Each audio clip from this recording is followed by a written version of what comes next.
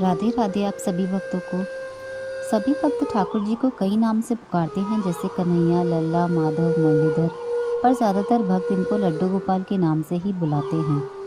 क्या आप जानते हैं इनका नाम लड्डू गोपाल कैसे पड़ा और इनकी ये मूर्त कैसे प्रकट हुई? तो आइए जानते हैं।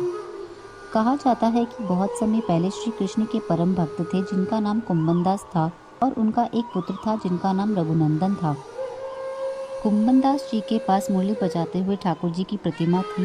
वह पूरे भक्ति भाव से ठाकुर जी की सेवा में लगे रहते थे। उनकी सेवा में कभी कोई कमी ना रह जाए, इसलिए वो ठाकुर जी को कहीं छोड़कर नहीं जाते थे। उन्हें एक बार वृंदावन से भागवत करने का निमंत्रण आया, पर कुंभनदास जी ने मना कर दिया। लेकिन वृंदावन वासियों के बहुत आग्रह करने के बाद वो मान गए और वृंदावन जाकर कथा करने के लिए तैयार हो गए। उन्होंने बहुत सोच विचार किया और यह हल निकाला कि ठाकुर जी की सेवा की तैयारी करके वे कथा करने जाएंगे और उसी दिन वापस लौट आएंगे। ऐसा करने से ठाकुर जी की सेवा में कोई कमी नहीं रहेगी। वृंदावन जाते समय उन्होंने अपने पुत्र को समझाते हुए कहा कि मैंने भोग की थाली तैयार कर दी है, तुम ठाकुर जी को समय पर भोग लगा देना। और उसके बाद कुंभनदास जी कथा के लिए चले गए।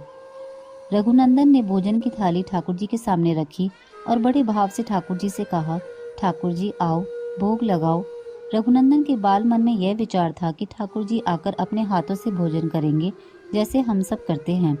लेकिन जब ठाकुर जी ने भोजन नहीं किया तो यह देखकर रघुनंदन उदास हो गए और उन्होंने रोते हुए ठाकुर जी से कहा, ठाकुर जी आओ, भोग लगाओ। और उन्हें रोते हुए पुकारते रहे। तभी ठाकुर जी मूर्ति से एक बालक का रूप धारण कर बाहर आए और भोजन करने बैठ गए। ठाकुर जी को भोजन करते देख रघुनंदन खुश हो गए।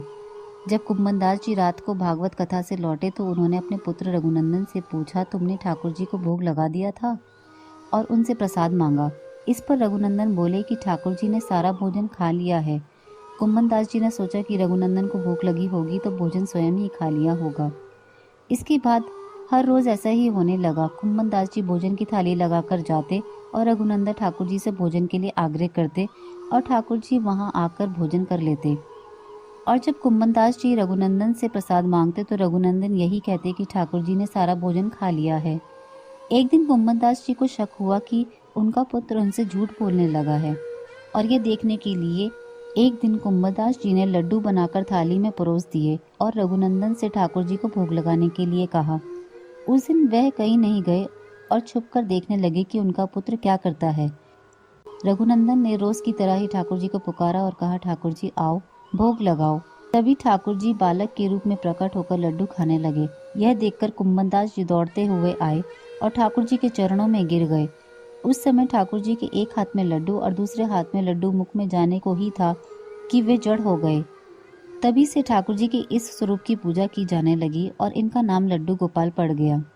अगर आपको हमारी वीडियो अच्छी लगी हो तो लाइक करें और शेयर करें, और अगर आपने अभी तक हमारे चैनल को सब्सक्राइब नहीं किया है तो प्लीज़ सब्सक्राइब करें। राधे राधे।